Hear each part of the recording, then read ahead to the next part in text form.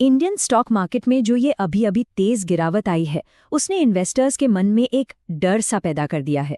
तो क्या ये किसी बड़े क्रैश का सिग्नल है या कहानी कुछ और ही है? चलिए फैक्ट्स के साथ समझते हैं कि आखिर हो क्या रहा है। -600 पॉइंट्स, वो भी सिर्फ पिछले 6 दिनों में। ये नंबर सुनने में ही थोड़ा डराने वाला है ना। तो सवाल सबके मन में यही है कि भाई अब आगे क्या।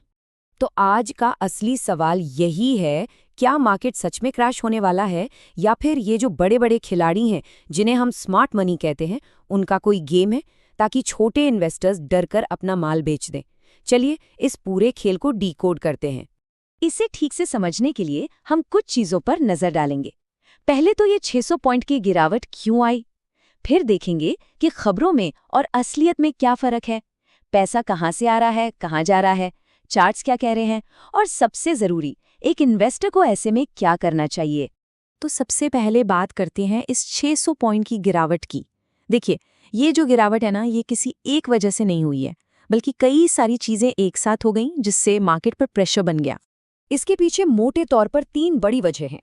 पहली, दुनिया भर से कुछ नेगेटिव खबरें आ रही हैं। दूसरी, जो फॉरेन इन्वेस्टर्स हैं यानी FIIs, वो लगातार बिकवाली कर रहे हैं। और तीसरी, मार्केट एक बहुत ही स्ट्रांग लेवल, मतलब एक दीवार से टकराकर बार बार नीचे आ रहा है। अब आते हैं दूसरे पॉइंट पर, हेडलाइंस और असलियत में क्या फर्क है। चलिए जरा इस टैरिफ वाली खबर को डिकोड करते हैं कि सच क्या है। तो हेडलाइन क्या चल रही है कि अमेरिका भारत पर 500% का टैरिफ लगा देगा। सुनने में तो बहुत बड़ी और डरावनी बात लगती है, लेकिन हकीकत क्या है? हकीकत ये है कि ये अभी सिर्फ एक धमकी है, कोई फाइनल डिसीजन नहीं हुआ है। पर मार्केट तो अफवाहों पर भी रिएक्ट कर जाता है। और बस यहीं से ना पैनिक का पूरा एक साइकिल शुरू हो जाता है। एक नेगेटिव खबर फैलती है, मार्केट का मूड खराब हो जाता है। फिर जो कंप्यूटर बेस्ड सिस्टम्स होते हैं वो ऑटोमेटिकली बेचना शुरू कर देते हैं, और उन्हें देखकर आम निवेशक भी घबरा जाते हैं और वो भी बेचने लगते हैं। तीसरा और बहुत जरूरी पॉइंट, पैसे का फ्लो, मतलब कौन बेच रहा है और असल में खरीद कौन रहा है। चलिए इस डेटा को देखते हैं। तो डेटा ना एक बहुत ही इंटरेस्टिंग कहानी बता रहा है। एक तरफ जो FIIs हैं यानी फॉरेन इंस्टीट्यूशनल इन्वेस्टर्स, उन्होंने करीब 37,000 करोड़ रुपए की बिकवाली की है। वहीं दूसरी तरफ हमारे अपने डोमेस्टिक इन्वेस्टर्स यानी DIIs और हम आप जैसे लोग जो SIP कर रहे हैं, वो रिकॉर्ड लेवल पर खरीदारी कर रहे हैं। तो इससे एक बात साफ होती है कि FII की बिकवाली का मतलब हमेशा मार्केट क्रैश नहीं होता। भले ही विदेशी पैसा निकल रहा है, लेकिन डोमेस्टिक पैसा मार्केट को संभाल रहा है। ओके, अब चौथा पॉइंट, चार्ट्स क्या कह रहे हैं। चलिए उन जरूरी लेवल्स को समझते हैं जिन पर हर किसी की नजर होनी चाहिए। देखिए, चार्ट्स पर ना 2 लेवल इस वक्त सबसे ज्यादा इंपॉर्टेंट है। ऊपर की तरफ है 26,300, ये एक बहुत मजबूत दीवार की तरह है जिसे मार्केट तोड़ नहीं पा रहा। और नीचे की तरफ है 25,500, ये समझ लीजिए कि एक तरह का सपोर्ट है, एक फर्श है। अगर मार्केट इसके नीचे फिसला तो गिरावट थोड़ी और बढ़ सकती है।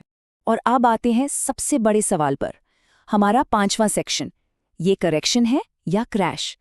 देखिए, इन दोनों के बीच का फर्क समझना बहुत जरूरी है। करेक्शन और क्रैश ये 2 अलग अलग चीजें हैं। करेक्शन का मतलब होता है जब मार्केट अपने टॉप से 10 से 20% तक गिरता है। इसे हेल्दी माना जाता है, मतलब एक तरह से बाजार सांस ले रहा है। लेकिन क्रैश एक अचानक और बहुत बड़ी गिरावट होती है, 20% से भी ज्यादा, जो डर और पैनिक की वजह से आती है। तो अभी के डेटा को अगर हम देखें तो क्या लग रहा है?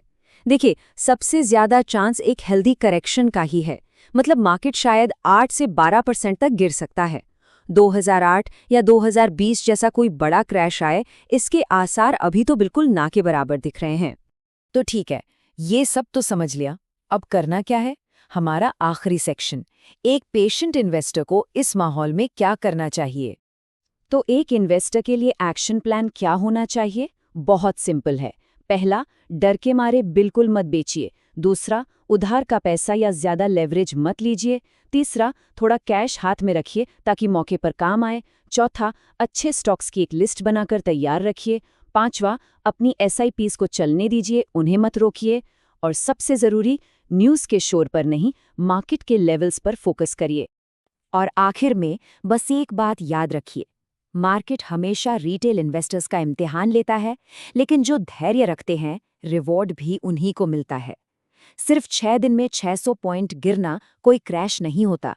क्रैश तब होता है जब फंडामेंटल्स और मार्केट का पूरा स्ट्रक्चर ही टूट जाए। तो डरना नहीं है, सीखना है और एक स्मार्ट इन्वेस्टर बनना है।